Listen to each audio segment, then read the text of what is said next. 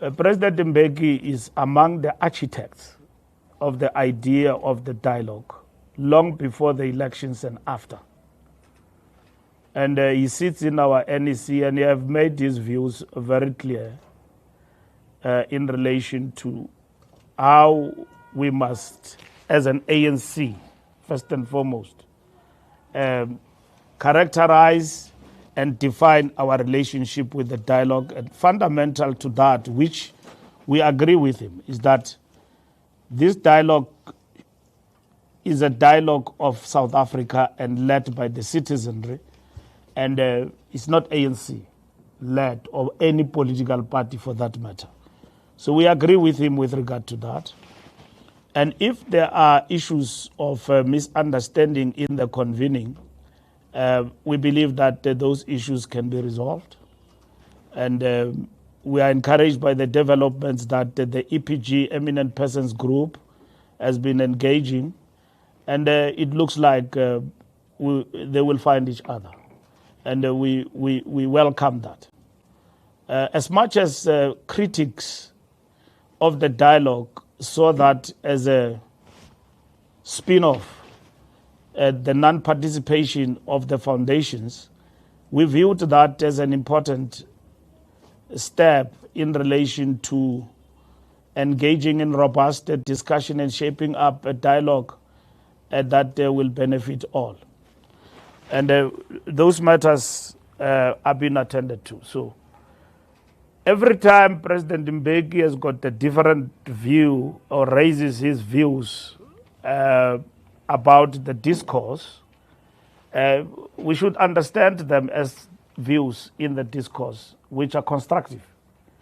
And as the ANC, whether he raised them inside the ANC or outside, we are fortunate to have somebody like him in our terrain, and also robust in terms of engagement. In this instance, we don't view such engagements as a standoff.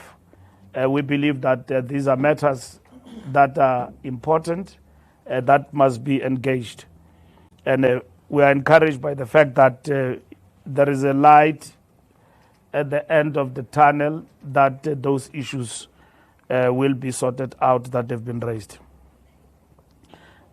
We established a task team for Limpopo to address, to understand the concerns that have been raised by members of the ANC in the regional conferences.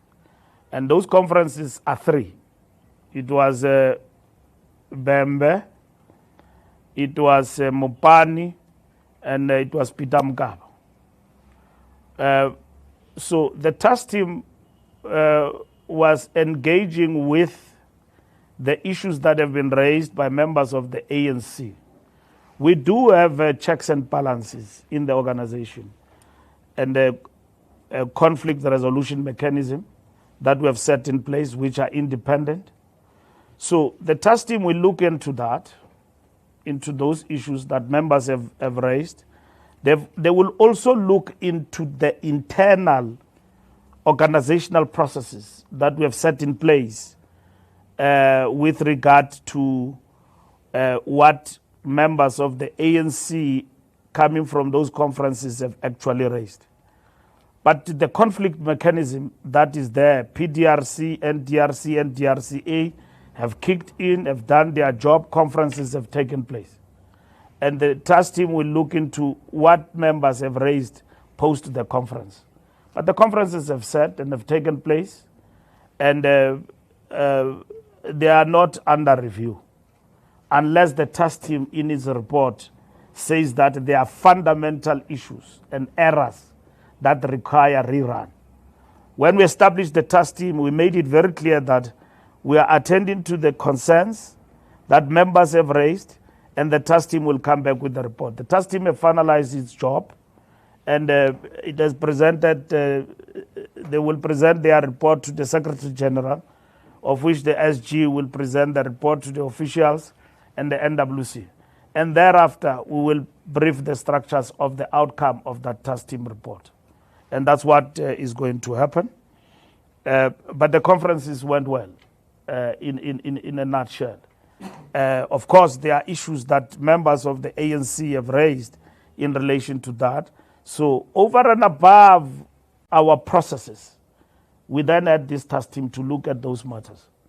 They will look at all of the issues that members have raised and give a report on the outcome and so on. Vladimir Putin, we defer to government. So we don't want to deal with matters that government is handling quite efficiently at the level of the president and Lamula as our Minister of DERCO. And I think those are matters of government leading in relation to our foreign policy. We are encouraged by the fact that, as the ANC, non-interference, support peaceful coexistence among nations, which is the policy that our government is actually advancing in terms of engaging with this situation. That's what we support in this regard. And we think that, which is what we have reflected in our statement, that the president and our government is doing a great and a very important work in relation to the Russia-Ukraine conflict. So as for what Vladimir Putin, President Putin, is saying in terms of his engagement with EU leaders and President Ramaphosa, I think Vincent Magwanya and government can respond to that. I'm not their spokesperson. I can only relate to the matter if ever it veers from our beliefs as the ANC in relation to matters of international relations. Newsroom, Ramaphosa failing to provide leadership. You must always analyze the quarters of people who say the president is failing to provide leadership. First and immediate will be our strategic opponents. Now, when you are an opponent, it's very easy to criticize. Your role is opposition.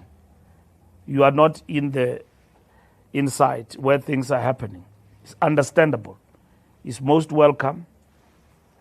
And then secondly, you've got the national debate and the national discourse, plurality of ideas. Our society is robust in its very nature in terms of ideas and thinking. And so the attitude of us in relation to society broadly will be what is constructive that need to be observed, that comes from this plurality of ideas, divergent views about this criticism. Now, you listen to the criticism, sometimes you don't get as to what is this criticism from sections of our society about the president, which not all, even future president, even if the president may not come from the ANC, will not be loved by everyone. But let's look at what are the fundamentals. This country confronted, when Ramaphosa came in, economic meltdown, big corruption, projected even till today in the public discourse. And then whilst we're dealing with economic recession, global recession, and all of that that affected us, we then had to concur with COVID-19. Now, the question is, how did Ramaphosa's administration, when he came in, dealt with those issues?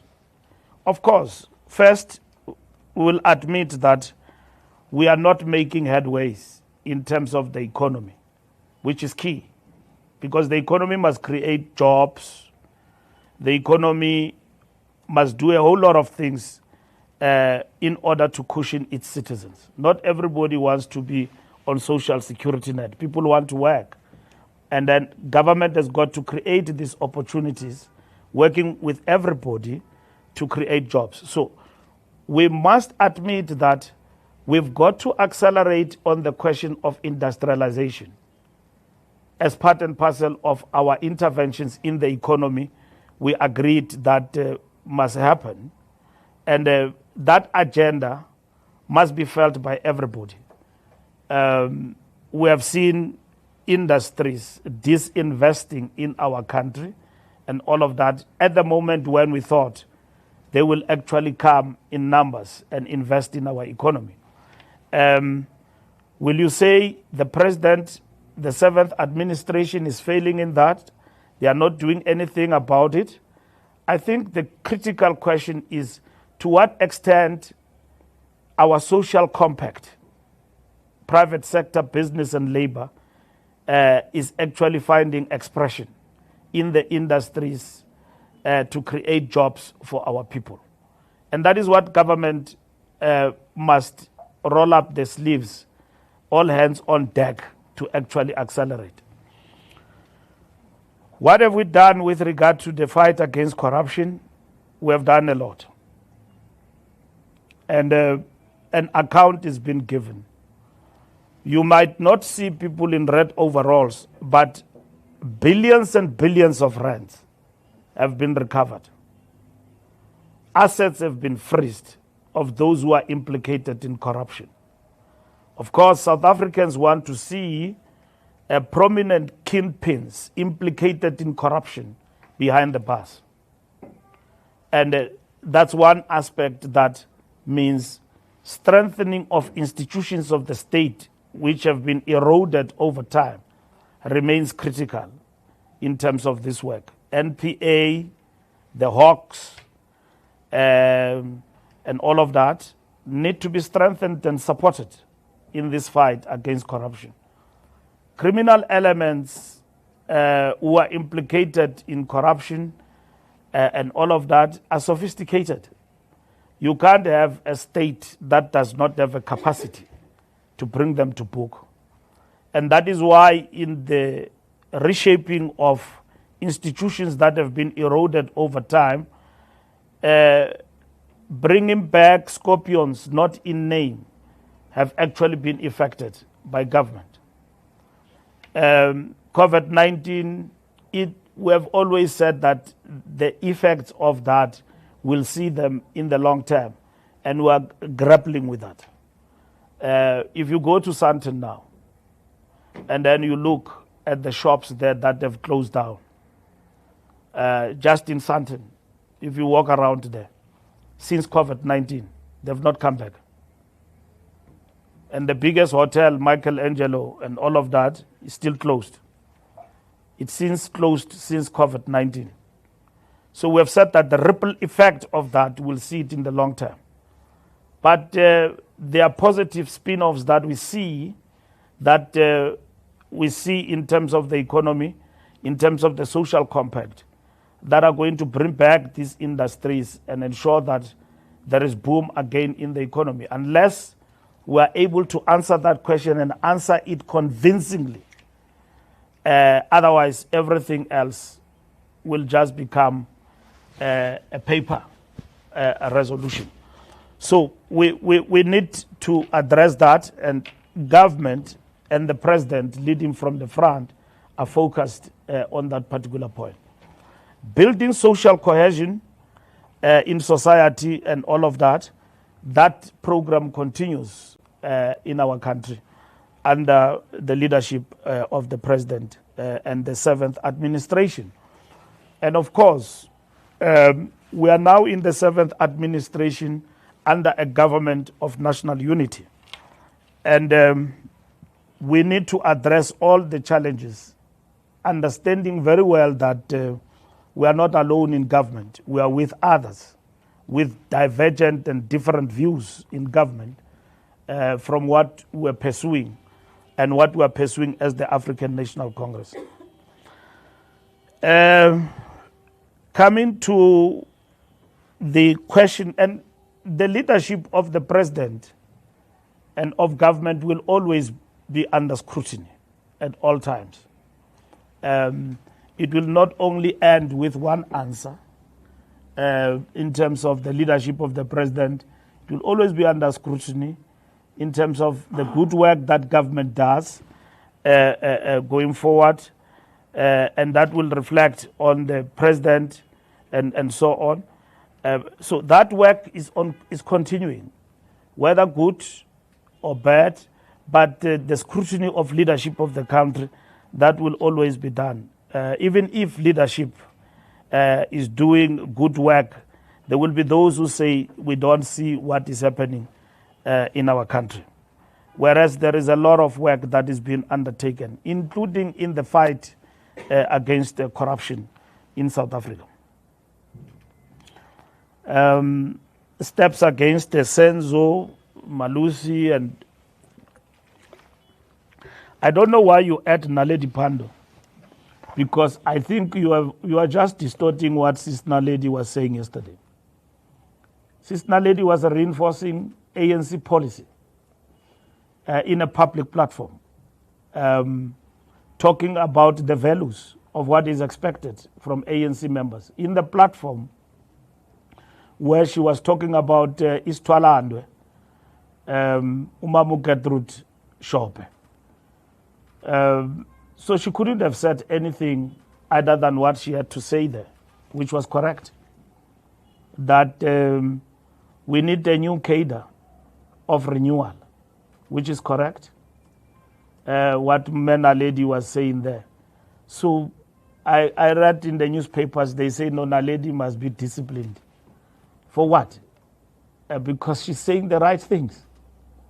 That the leadership of the ANC and its veterans are expected to say and to remind us all the time that these things have got to happen. Not a leadership that says that you are failing. The leadership that says stay true to Gertrude Shope, for what Gertrude Shope stood for. That's what Naledi was saying. Unless Mahlengi can educate me better, that indeed Naledi deserves a reprimand.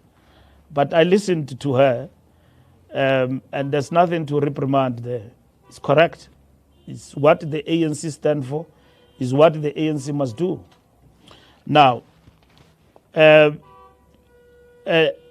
all other leaders of the ANC must reinforce the message of the ANC. And members of the ANC and leaders must speak to enhance the good standing of the ANC. Let's start with Naledi Pandor. Gertrude Shope, celebration, 100 years of Mam Kedi, our stalwart, Istwaland. Great remembrance. Women of the ANC and society are there. What are you going to say there? You are supposed to be reminded of this person, what she stood for, and what we need to do. Media was quick to counterpose and distort and use AI about what Mama Naledi was saying when he was talking about leaders and what is expected of leaders, and that leaders must provide answers, and then they must lead from the front, and then they said Ramaphosa. And whereas he was challenging the entire leadership of the ANC and say, we are supposed to provide answers to the people. Isn't it what is expected of us? That is correct. It is expected of us that we must provide answers to the people at all material times, starting from President Ramaphosa downwards, leading from the front. President Ramaphosa can't provide answers alone. He provides leadership from the answers that are given by the collective he leads with. And if President Ramaphosa come across as not giving answers, it's a reflection on our collective as a leadership. If anyone were to say that, it's a reflection on us as a leadership. And in this particular instance, to very complex issues that confront us as a movement today, it is important that the leadership must be agile, must be dynamic. And we can only do that through collective brain, not alone. Coming together and say, here is a problem of unemployment. How do we overcome that? And then if leadership have reached inertia in terms of thinking, ceiling, then it's a reflection on the common, it's a reflection on the leadership. So, Mama Naledi Pandor did not veer anyhow from what is expected from her as a leader and a veteran of the ANC. She spoke like a veteran on the occasion that honored the veteran of the ANC. In my view, she was not even most quoted, she was distorted, to say the least. Because if you take a piece of something from what somebody says and then put it in a gossip column, you will not get the result. Look at it in its totality and the context of what this person was saying. I've listened to her. She said all the right things of what needs to be done. She was not critical of the ANC. She was in fact articulating the renewal project of the ANC. Now, if you are a member of the National Executive Committee of the ANC, the NEC takes a decision and say, GNU is a tactical maneuver and intervention. NEC, you are a member. And then the media says, you said this GNU you did not agree with. You don't want it. You don't want the DA. Who likes the DA? We don't like the DA. We don't like the GNU. But GNU is a tactical maneuver out of many other options on the table. And everybody, as we characterize it right from the onset, that it brings on board not necessarily people who agrees, but it brings on board people ideologically who are on the opposite, including the DA. All the political parties who are there are ideologically on the opposites. Majority of them are opponents of the ANC, including the DA, Freedom Front Plus, and all other parties that are there. Very few chose not to come in for their own reasons. But we have said as the ANC, GNU is not a strategic end, it's a tactical maneuver. It means at some point it will come to an end. If it comes to an end, the GNU, because others decide to withdraw, all of them, and leave the GNU, that will be fine. But GNU, from where we stand, will come to an end because the masses will define what must happen for this country. And the ANC chose the path of the GNU. Now, that is a decision of the National Executive Committee of the ANC, that all members of the NEC are bound by it, and members of the ANC are bound by it, even those who don't agree with it. Like I explained to you earlier on, that we had many options on the table in terms of government of national unity. We had minority government, we had an option of an election. We had co-governance between two political parties and all of that.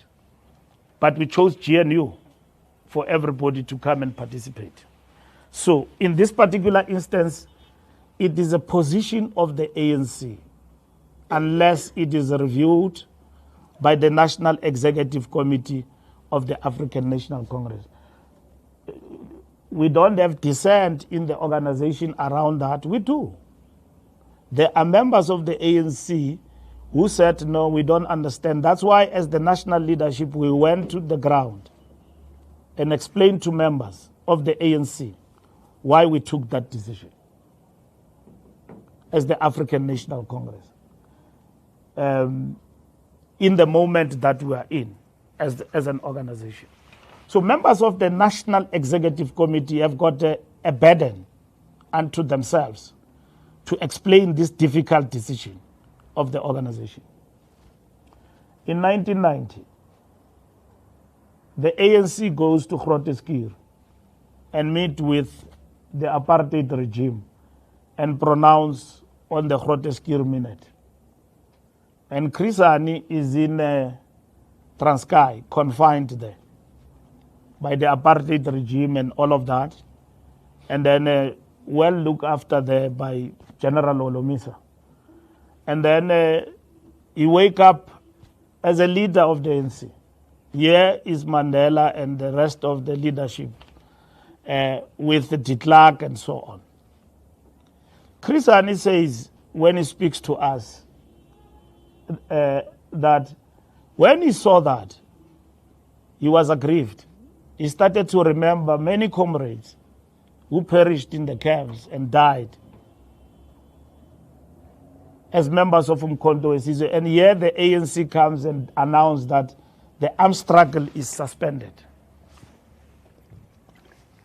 It was even before the Groote Minute, I think. And then here the ANC leadership announces that the armed struggle is suspended. But Chris Hani says, as a disciplined member of the ANC, I had to abide by the decision that I was uncomfortable with. Okay? That decision was uncomfortable. Chris Hani says that the Chief of Staff of Umkhonto weSizwe, a member of the National Executive Committee of the ANC, the General Secretary of the South African Communist Party. Now, the ANC arrives at the elections in 2024 and then achieves 40%. How do you govern with 40%? Are you going to reset the button, start the elections, and do all of those things? The organization says, no, we don't go for Grand Coalition, we go for GNU, which must actually take us over the line and defend the National Democratic Revolution. Now, leave the title. Let's look at the GNU and the NDR today. Has the NDR been suffocated by GNU? To a certain extent, yes. It has suffered a setback because we can no longer take decisions that we wanted to take to accelerate transformation on our own. Even passing the budget, you could see. Whether you like it or not, you can't pass it on your own. It has to happen with others, the greater participation of others. But the ANC has been able to do things that affirm the National Democratic Revolution. Somebody writes on social media and say, I don't understand how this becomes a sellout position when this government have implemented NHI, have implemented Bella Bill, and is going on, and then expropriation. Why we are hated today by sections of our society, and if you look at those sections, are people who are anti-transformation. And under the government of national unity, the ANC with its 40% have held on to the acceleration of transformation, which we call the National Democratic Revolution in South Africa. So where is the sellout position there? Let's not debate what is black or white in the GNU in terms of what is the DA and everybody else. Let's debate where are we failing to advance the NDR. Of course, we've got constraints, and we must fight back from this 40% going forward. So I'm saying to you, there's no discipline.